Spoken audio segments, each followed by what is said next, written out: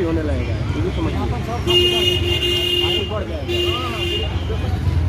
तो साथियों अभी आप देख सकते हैं गणेश जी हैं प्रदेश अध्यक्ष और इनकी तबीयत जो है बिगड़ते जा रहा है। और अभी आप देख सकते हैं ये ठंड के मौसम में इनको सर को धोया जा रहा है ताकि इनको कुछ राहत मिले।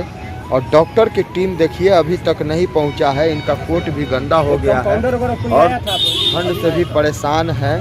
इन्हें इलाज की सख्त ज़रूरत है, लेकिन गूंगी बहरी सरकार कान में तेल डाल करके सोया हुआ है। देखिए पंचायती राज मंत्री का एक बयान कहां से कहां तक पहुंचा दिया वार्ड सदस्यों को। ये वही वार्ड सदस्य हैं माननीय मुख्यमंत्री जी जो आपकी योजनाओं को ज़मीन तक पहुंचाते हैं, लेकिन आज ये ज़मीन पर आ करके लेटे हुए हैं आपके पटना में गर्दनी बाग धरना स्थल पर। और ये देख सकते हैं इन लोगों की मांग है कि हम लोगों को जो 9 सूत्री मांग है वो दिया जाए, क्योंकि आपकी योजना को सफल बनाने के लिए ये लोग पंचायत में चुन करके अपने वार्ड में प्रतिनिधि के द्वारा आए हुए हैं। लेकिन आप देख सकते हैं गणेश जी हैं और ये गणेश जी प्रदेश अध्यक्ष का तबीयत जो है बिगड़ता जा रहा है।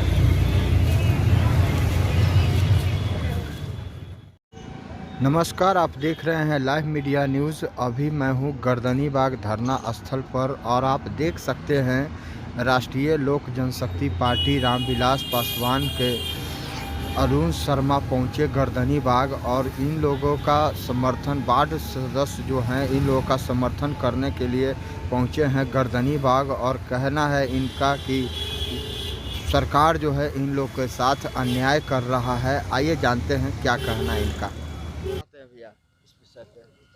देखिए, ये सरकार बड़ी बेशर्म है। जो वायदा किया है, जो कानून बना हुआ है उसके अनुसार भी काम नहीं हो रहा है। त्रिस्तरीय आपने पंचायती राज को मजबूती देने का काम संकल्प के साथ सरकार ने लिया है और बड़ा पीठ ठोक रही है जल नल योजना, जल नल योजना। और जल नल योजना एक मुद्दा है जिस पर ये सरकार अपना पीठ थपथपा रही है और इसमें सबसे बड़ी भूमिका इस योजना को गांव-गांव में फैलाने में वार्ड सदस्य का है। और वार्ड सदस्य का जैसा शोषण हो रहा है, मानसिक शोषण, सामाजिक शोषण, तो इनके मनोबल को तोड़ करके आप इसको राज्य को उन्नति के रास्ते पर नहीं ले जा सकते। अभी जो पार्ट 2 इम्प्लीमेंटेशन का जो पार्ट 2 योजना है क्रियान्वयन के लिए संकल्प सरकार लेती है, अभी तक इनको वित्तीय अधिकार नहीं दिया गया है। जब वित्तीय अधिकार इनको नहीं देंगे तो इनका हिस्सा दूसरा खा जाए और ये उसकी क्वालिटी को मेंटेन नहीं कर पाएंगे। जनता इनको छेकेगी, इसलिए इनको मानसिक सामाजिक सब शोषण करती है। और ऐसे में त्रिस्तरीय जो पंचायती राज व्यवस्था है वो खोखला साबित होगा।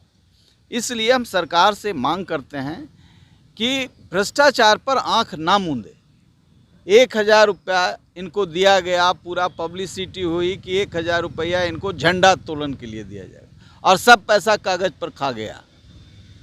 ये वार्ड के पास तिरंगा घोटाला हो गया। तिरंगा घोटाला हो गया। किसी भी वार्ड सदस्य को पैसा मिला ही नहीं। पहले तो हमको कंप्लेन मिलता था कि हमको नहीं मिला, हमको नहीं मिला, लेकिन आज गणेश चौधरी जी पुराने साथी हैं, हम लोगों से जुड़े हुए हैं और ये पूरे प्रदेश के वार्ड के अध्यक्ष हैं। इन्होंने कहा कहीं नहीं मिला है। तो इतना बड़ा लूट, वाइट स्कैम, इसमें तो दिख रहा है, ट्रांसपेरेंट स्कैम है। इसलिए सरकार इसकी जांच कराए, इनको अधिकार दिलाए और जो कमिटमेंट है त्रिस्तरीय पंचायत व्यवस्था को सुदृढ़ करने का, उसका सबसे जो नींव का पत्थर है वो वार्ड सदस्य है। इसलिए वार्ड सदस्य को शक्ति दे।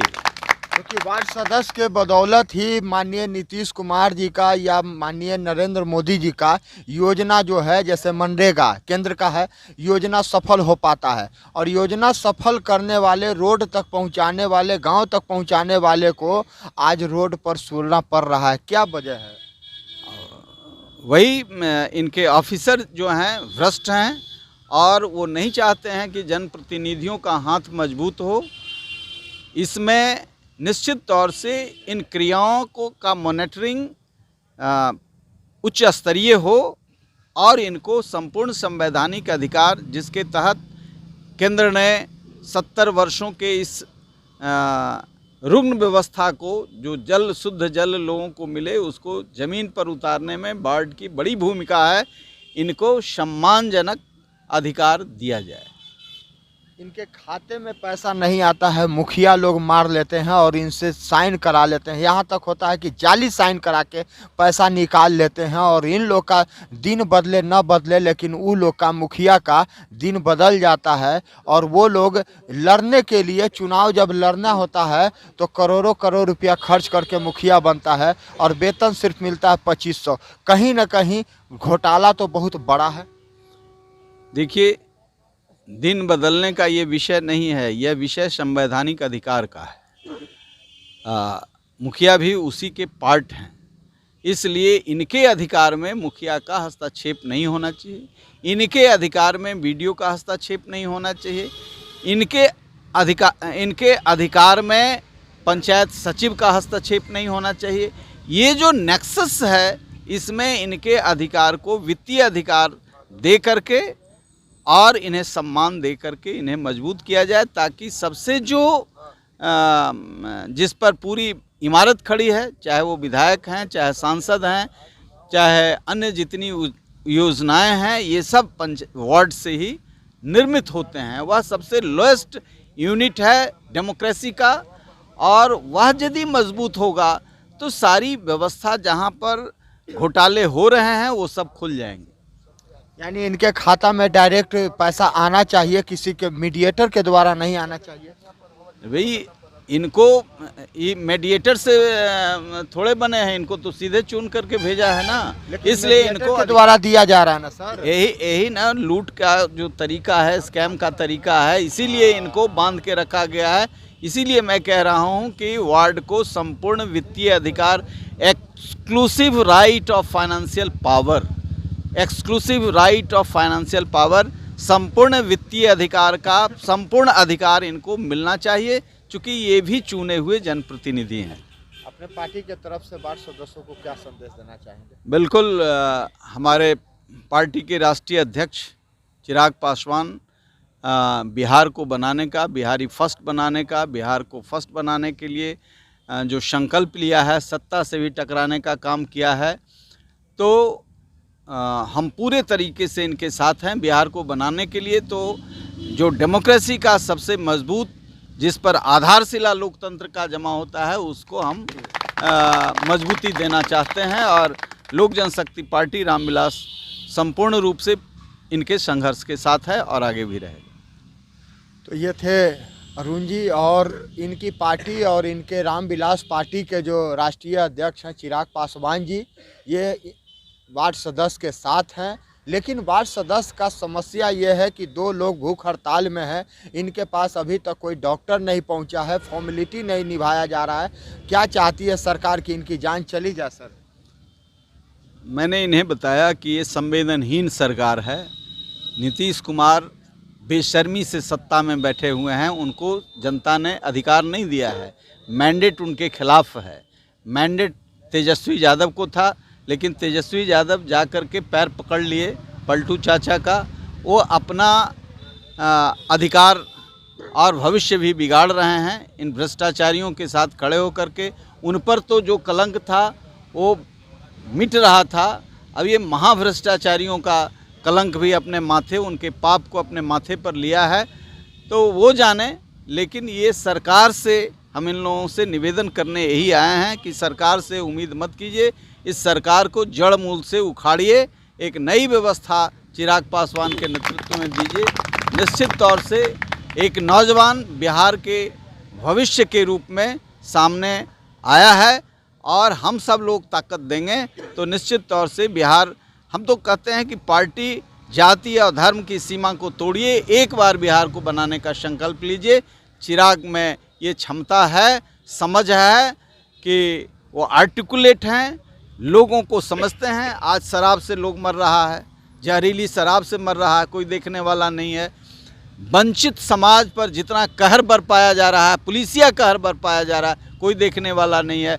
हर कष्ट में चिराग पासवान लोगों के साथ हैं। इसलिए पार्टी की भी सीमा से हम तो कहते हैं राजद जेडीयू के लोगों को भी कि एक बार मौका दीजिए। बहुत 32 साल ये लोग सत्ता में रहे हैं और बिहार का नाश किया है। जाति और धर्म से बाहर निकल करके बिहार को बनाने का जो बिहार आज संकट में है, कराह रहा है, 119वां स्थान पर है, पीड़ा और दर्द झेल रहा है। न अस्पताल है, न दवा है, न कानून व्यवस्था है। प्रतिदिन हत्याएं हो रही हैं।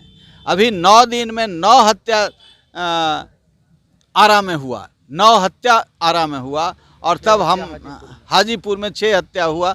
हर जगह आरा, शराब जहां 20,000 करोड़ का बिकता था, अभी 50,000 करोड़ का शराब अवैध तरीके से बिहार में बिक रहा है। आइए महात्मा गांधी बन रहे हैं, नकली नीतीश कुमार नकली महात्मा फुले और गांधी बन रहे हैं।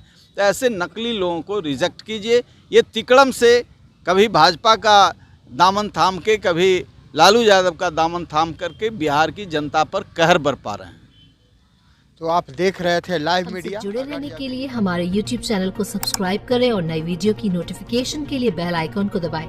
अगर आप ये वीडियो Facebook पर देख रहे हैं तो लाइक जरूर करें और ज्यादा से ज्यादा शेयर करें।